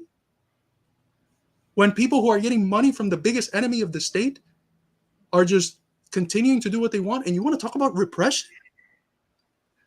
But that component of making sure that they add they're black, they're brown, that is showing itself in the discourse against Iran, in the discourse against China, against Russia, against every country that's outside of the sphere of influence of American imperialism. And we have to think about it, because if not, then our critique is one-sided. Our critique is one-sided. And I know that you guys think about it. You guys criticize it all the fucking time, and I see you criticizing it. And, like Unholy Rome, I don't know if that's his name. He just posted something about Wokism, and, the spirits are up and stuff. But I didn't feel personalized when he put that tweet out, because the thing that we critique as Wokism, you guys do it as well. And the things that you guys are critiquing, that you're the sort of Wokism that you guys are attacking, we attack it as well, which is the people from the right that say, oh, the problem with Wokism is that it represents marginalized communities. That's not the problem with Wokism. The problem with Wokism is that it says that that's liberation, and it's not, because it leaves behind poor and working class people from those oppressed and marginalized communities, and that it uses that narrative in order to legitimize capitalism and imperialism. That's the problem with Wokism. It's not the diversification. The most diversification that you get in terms of representing people in media and in sports, in academia, in politics, is Cuba. And that's a socialist country. So I'm not against that, representing people in a way that, so that when they go out into the world, they see that people like them are also represented in the things that they watch. There's nothing against that. I'm all for that. I'm against the imperialists saying that that's liberation, because that's not only against the struggles of the working class and poor, it's against the struggles of the same marginalized and oppressed communities that they claim to have liberated, because they have diversified the faces in high places. We call that phenomenon Wokism. We've gotten shit for calling it Wokism. We use that concept because it comes from a German philosopher that teaches in China, and he calls it Wokism, and he develops it in a similar form. We've considered, talking about woke washing instead. The problem with woke washing is that it depicts an action, and we want to be a component of a larger system. And that's why the ism in Wokism, I think it's important, because it depicts systematic thing that's going on, not just a series of disconnected actions Hmm. like woke washing would entail. Yeah. But I I mean, there's a better word. We'll switch it because we're talking about a difference in terms, not in concepts. Of course, yeah. We have to work on that and what we would like to call the RBN. But that you touched on a really important piece, as far as that's concerned.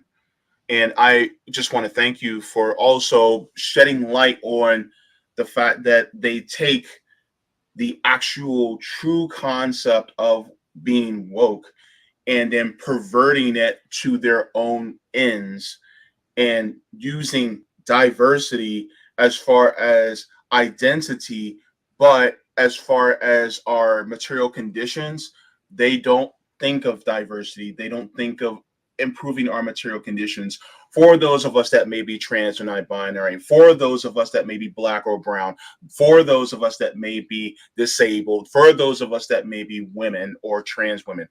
For those of us that are parts of these, it's saying, look, I have an imperialist that looks just like you. And it's like, wait a minute, that's not what we meant. It's Right, like, right, right. so I appreciate that you guys, point. It's the meme. It's the meme. You know the meme that's Yeah. like, can we get liberation? Well, we have liberation at home. Liberation at home. Here's an imperialist that identifies as you, Yeah. and that has to be criticized. And I think that people understand that it has to be criticized. But Twitter is it's so easy at having at fermenting splits between people who are agreeing in substance on the same thing, but who are using different words. And Yeah. a similar thing I think happened a while back with, and again, there's a lot of nuance that has to be put here on the table because both sides were, they weren't homogenous. They weren't saying this. They weren't appealing to the words that they said that they were appealing to in the same way. With the patriotism debate, for us, when we talked about patriotism, all we referred to was having pride in the positive history of struggle that working black and poor people in the country have waged. Mhm. So if that is what patriotism was for us, most of the people who said that they were anti-patriotic, they agree with that. They agree that you have to go back and look at the history of the Communist Party, how it fought against racism. You have to go and look at the history of the MLK movement, the civil rights movement, how it transitions into class struggle in its second phase. You have to look at the Black Panthers, and you have to look at all of that in a positive light as Yeah. important struggles that we have to go back to in order to go forward. Hmm. That process, we called it patriotism. And we got lumped into a bunch of other people that were like putting pictures of Andrew fucking Jackson on their Twitter and stuff. And it was so annoying, but it comes again from abstract thinking, right? If you see a thing and you disconnect it from everything else and you pass judgment just on how that thing exists statically and without the webs of interconnectedness that it exists in, you're not going to pass appropriate judgment on it. So if we use the word woke or if we use the word patriotism and you just judge it as you've seen it in other places, you're not going to be able to pass appropriate judgment on the thing that we're saying. And you're going to end up calling names for people that are agreeing in substance on everything that you yourself agree with.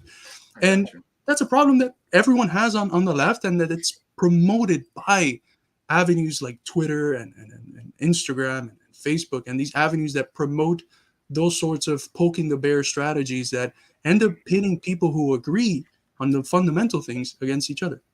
But do you think that this could be part of a ploy by infiltration in order to keep the left weak so that we do not threaten the power of the capitalist class? We'd be stupid not to think that. That's what they've done forever. That's what COINTELPRO is. Get into Mhm. organizations, promote divisions, promote the extremes, and get people who agree on the most fundamental things to disagree on the basis of things that are formal, that are just like that we talked about the term versus the concept. Get them to fight and disagree and break ties with each other because of a term when they Mhm. agree on the concept. Of course, it's been done forever.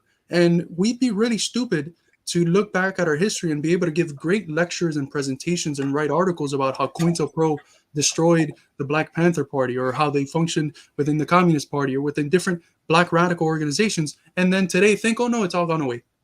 It's all gone away. It doesn't exist anymore. Of course it exists, especially in these platforms that are literally controlled by the imperialists, the Yeah. oligarchs that are the most advanced part of capital today, one of the most advanced parts of capital. Mm-hmm. Yeah, and that's one of the reasons why I think it's important.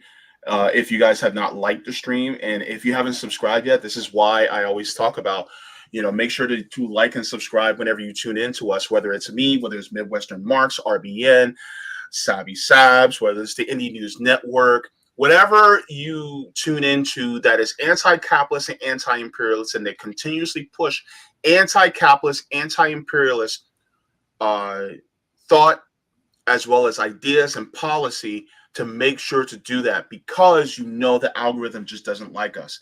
It's like, for instance, your channel at Midwestern Marx should be way bigger than what it is, but because we're being throttled, because we exist within this capitalist system, and it's a threat to the ideals of capitalism, you guys are throttled, you're repressed. Same thing with my channel, same thing with many of us also within these spaces. This is why I always say to like and share among your people and among your friends, because, and even people who you don't like, because that's something that I think that's very important. Because for all we know, I may not be able to explain something that well to someone, but Carlos may be able to explain it in just the right way that pierces their thought and go, wait a minute. Oh, and that's the beauty of being within this space. It's like different ones. Take your pick. You can have me, you can have Carlos, you can have Eddie, you can have Rome, you can have Savvy, you can have Kim Brown. See, take your pick. See, there is choice.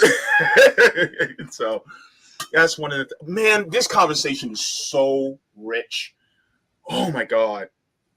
Do you have a couple more minutes that I can still talk? Yeah. Well, I wanted to comment on what you just said, and Mm-hmm. brother, it's so fucking infuriating to Yeah. see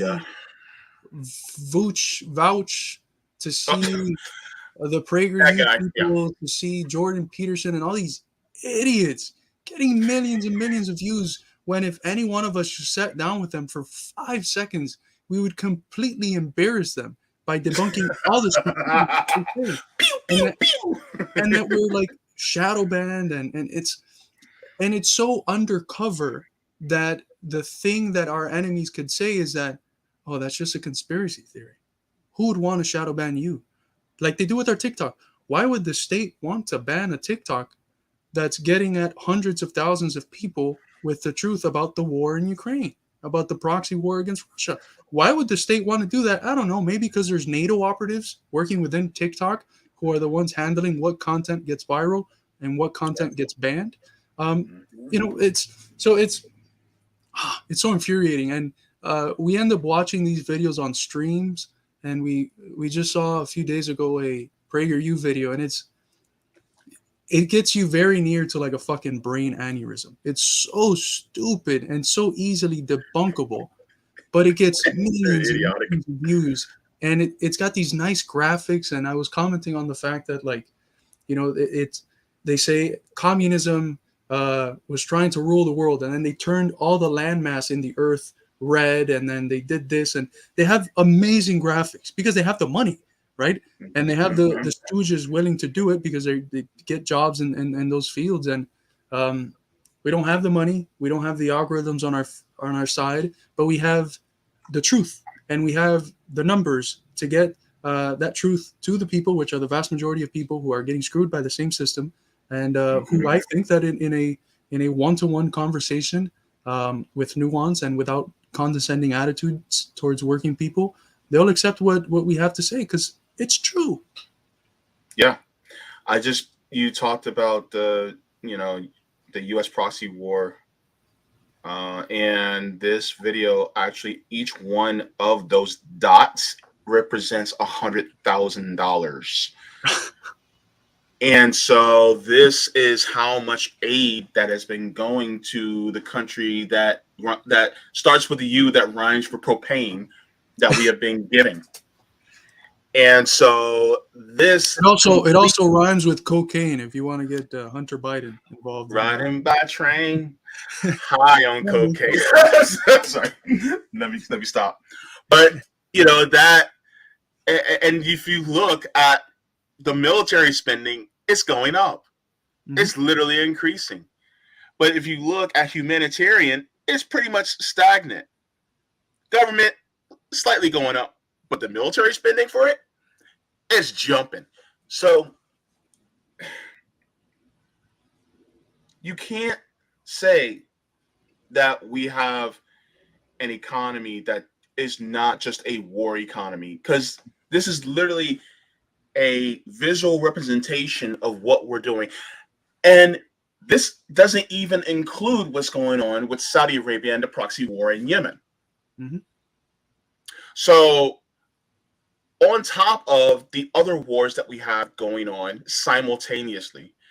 So, but by this very notion, we have to get our minds wrapped around that we live. I'm gonna sound funny here, but we literally live in a world that's ran by supervillains. It's true, and they will not stop until they own everything, including us. And I think that's something that has been brought out, especially in Parenti's book, Dirty Truths, because basically that's what he spells out here, is that they won't stop until they own everything. And the people who don't want to own everything and make sure that it's disseminated to all people are the governments that are typically repressed, that have sanctions put upon them. For instance, you have Venezuela, you have DPRK, Mhm. you have the People's Republic of China that they're trying to go after. You have Cuba. You have so many different countries that are literally just trying to say, you know what? We don't need to own everything because there's not a small number of us that are better than everybody else. And I think that's a mental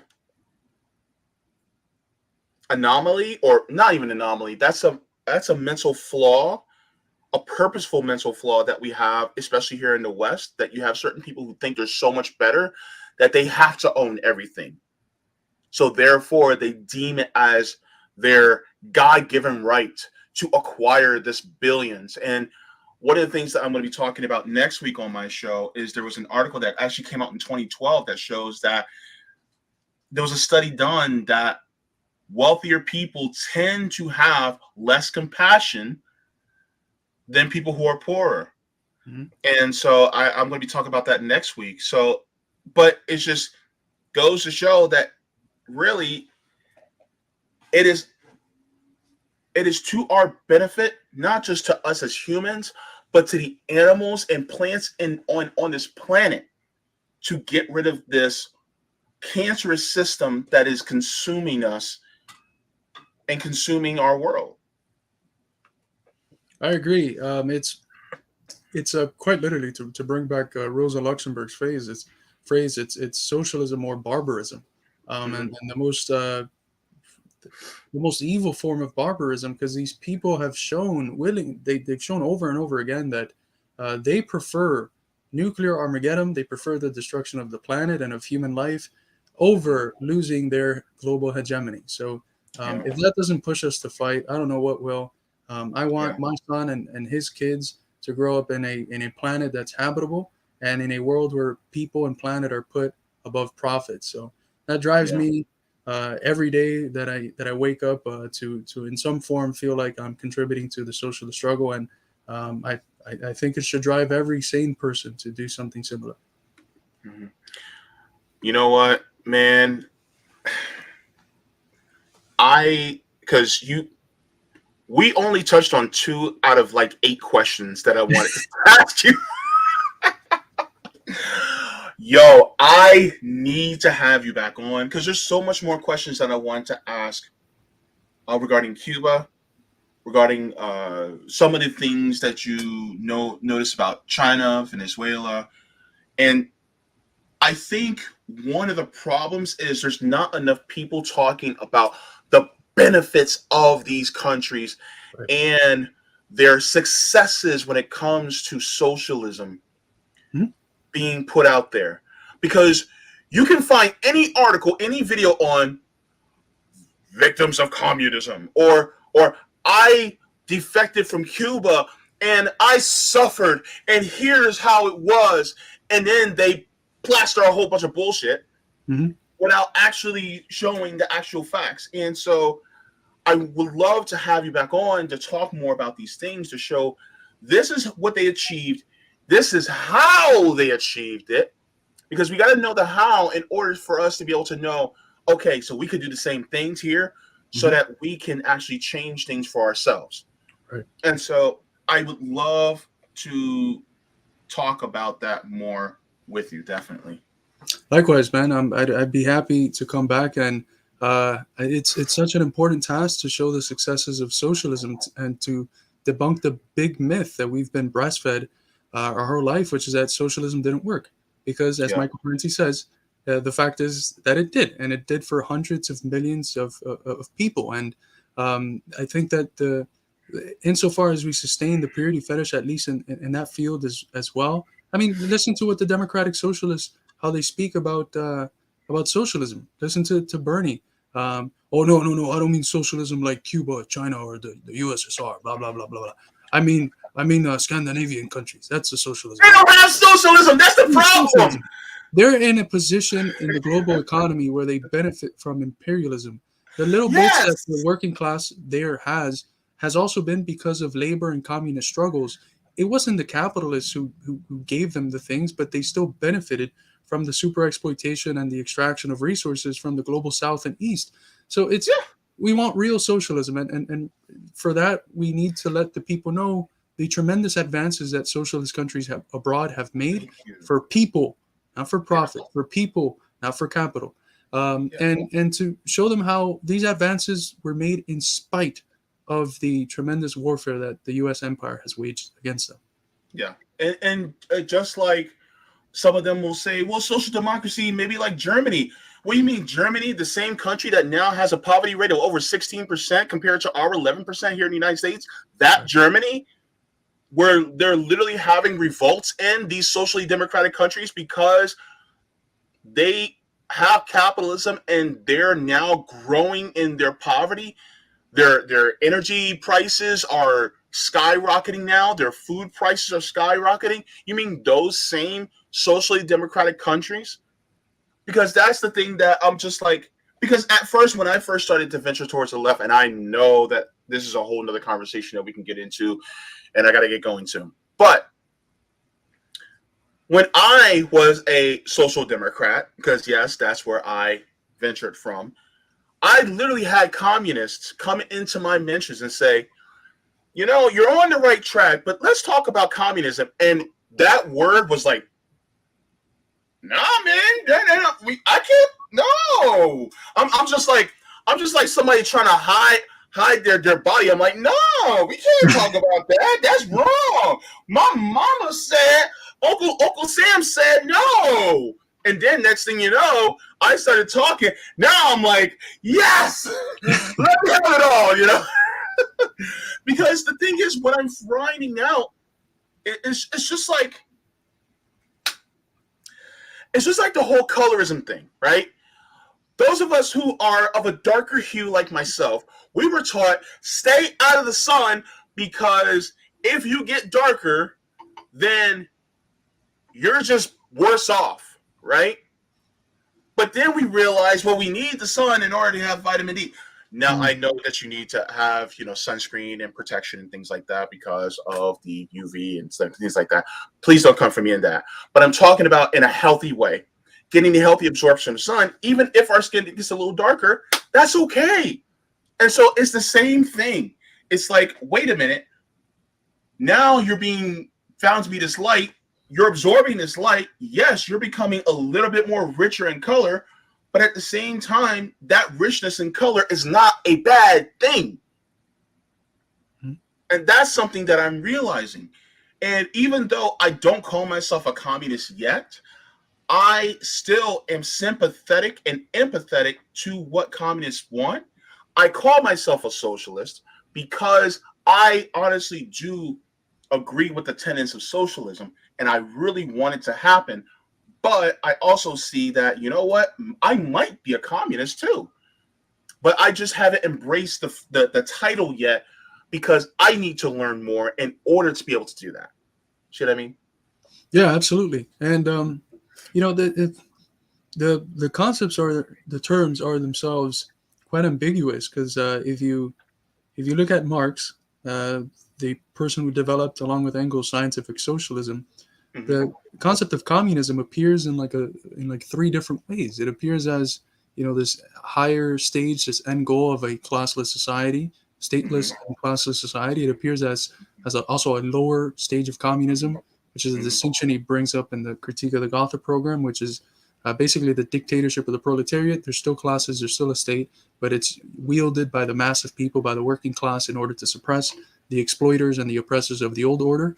And then there's also phrases in both the Communist Manifesto and in the German ideology in early works where he talks about communism being the real movement of history that abolishes the current state of things. And Yeah. so there's a lot of communists that they talk about. They say they're communists, but they appeal to the long distant communism, and they use that long distant communism to reject China and Cuba and all these different things. I while not rejecting that long distant idea, I embody communism more so as the real movement of history, which means that I have to look at all of these struggles as a process, and that the river is only crossed, as the Chinese saying goes, one step at a time, and that I can't condemn China or Cuba or the DPRK or Vietnam or Laos for not having socialism of the 23rd century in 2022. So, especially when the left here hasn't done shit. When it hasn't done anything. Damn. With that, I gotta let you go. But you just you hit the you hit the hammer on the nail with that one. Uh, where can they find you so that they can hear more from you as well? Thank you, and it's been a very enjoyable conversation.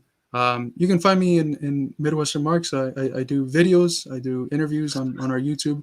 You can also check out our website, midwesternmarx.com. You can check out my book, Marxism and the Dialectical Materialist Worldview, which is on the midwesternmarx.com/books section of our website. You can also check us out on social media. And I personally don't have any social media, so I don't. I mean, I have like a personal Facebook that if you want, I might. Mhm. You can friend request me there, but um, I had someone tell me that I should make a Twitter, so I might make a Twitter maybe for next year or something. But yeah, just check me out wherever you can find Midwestern Marx. All right, perfect. Thank you so very much. I also all the links and including the link tree is also in the description below for anybody who's interested. And yeah, I just really appreciate and was honored to have you on to have this really nuanced, in-depth conversation. And I am excited to have you on again soon. Thank you, James. I'm excited to come back on, and I'm happy that we had such a great conversation. Mm-hmm. Carlos Garrido, everybody. Thank you so much, Carlos. Have a great one. Thank you. Solidarity. Solidarity. Okay, so I gotta make this quick because I have to go to RBN really quick. We're having Shama Sawant on RBN Live, so that's why I gotta get my crazy fluffy behind on over there. So I just want to get some chats in as well. Hello to all of you who are also in the chat. There were some comments that stood out to me as we were talking. Unfortunately, I can't focus on all of them because number one, I'm pressed for time. Number two, there's a lot of comments. So, but please forgive me if I don't get to your comments or get to say hello to you in the chat. My apologies. It's just time is of the essence here. So SG says PMCs are also feeling the pinch, so they just want to fix that. Basically, I see what you mean because it's like, okay, we're feeling the pinch now. We just want to fix what's wrong with us. We don't want to go any further. And it's like, no, why? Because if you go further, that means that you're going to be benefiting those of us who are the most disenfranchised. And it's kind of this mindset where it's like, oh, I just want to take care of myself. I don't really care too much about them. Or I do, but they're not my priority. And it's like, well, why not? So I definitely appreciate what you said there, SG. Thank you so much. Danny says nearly 100,000 people in the USA will die from diabetes next year because we are blocking effective new medicine from Cuba. And this is one of the perils of the blockades because you can literally get some of the best medical technologies from Cuba in order to help those of us here in this country. But because of the hate of socialism, our nation has kept this blockade up to the detriment of its citizens. So thank you very much for that, Danny. Creative Experiment says CIA hired Cuban rappers to promote the USA freedom propaganda. And that's not out of the ordinary. You also have had the FBI that has basically kept their eyes on different artists that were sympathetic to socialists, Marxists, and communists here in the United States. Particularly people like Aretha Franklin was even being watched by the FBI. So because she was friends with people who were part of the civil rights movement that was really a largely anti-capitalist movement. So that was that's what not outside of the realms of possibility or the realms of reality what's going on and here in the country. Pachico Roan, who is a JB member, thank you so much for the super chat. Thank you so much for that as well. Also, good to see all of you here in the chat. Uh, this you guys are funny too. I love y'all. Y'all are great. But thank you so very much to Carlos for joining me today. I will be doing more readings of Dirty Truths by Michael Parenti, as well as reading the autobiography of Asada Shakur, who is in exile in Cuba right now, just to let you guys know. So I will be reading from them a little bit later this week as well.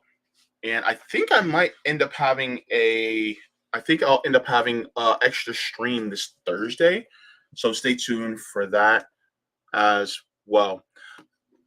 Did you guys like the stream? Did you subscribe yet?